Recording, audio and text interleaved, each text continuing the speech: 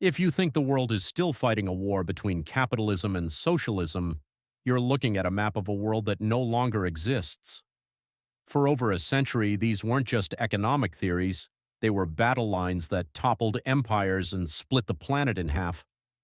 But here's the truth no ideology influencer will tell you. Neither system worked the way the textbooks promised, not once, not anywhere.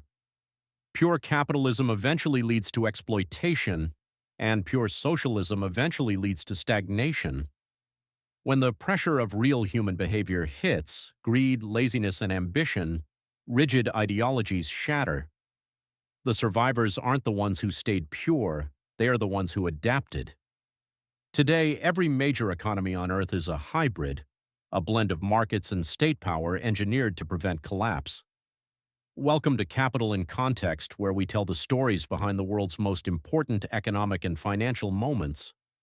Each video explores a single event, a market collapse, a policy decision, a corporate failure, or a financial innovation, to explain what happened, why it happened, and how it still shapes our world today. The argument began as a reaction to brutality. Early industrial capitalism in 18th century Britain produced wealth at a scale the world had never seen, but it was ugly. Children worked long hours, and inequality widened rapidly. Socialism emerged in the mid-1800s as a response to this misery. Thinkers like Marx argued that if production served human needs instead of private profit, society would be fairer. It sounded moral. But theory is one thing, reality is another.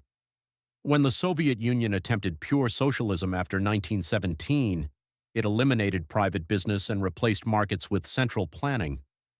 Without price signals, planners didn't know what people wanted. Without incentives, workers had little reason to innovate.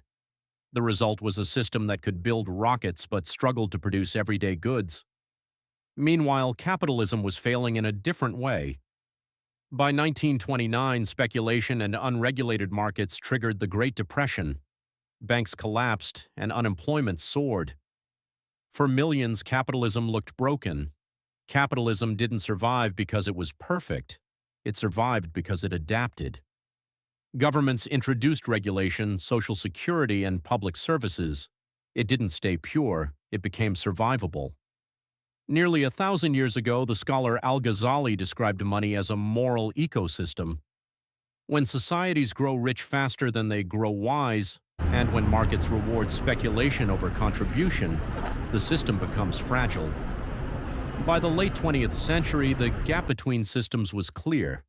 The Soviet Union didn't collapse from war, but from inefficiency and broken incentives. Yet capitalism didn't remain unchanged either. Today, the strongest economies are hybrids. Scandinavia combines free markets with high taxes and strong social safety nets. China operates a form of state-directed capitalism, where markets exist but serve national goals. Even the United States relies on public investment and central bank intervention to stabilize the system. The lesson is uncomfortable. Economic systems don't shape people. People shape systems.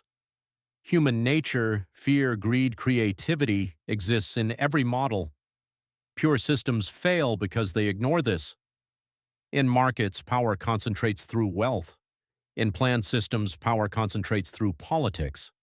The system that adapts is the one that survives. Modern economies are not proof that one ideology won. They are proof that neither could survive alone. The countries that thrive will be those that combine market innovation with institutional stability. History didn't choose capitalism or socialism, it chose whatever prevented collapse. The real battle has never been about ideology, it has always been about power and who controls it. History doesn't repeat, but if you don't understand it, it will crush you all the same.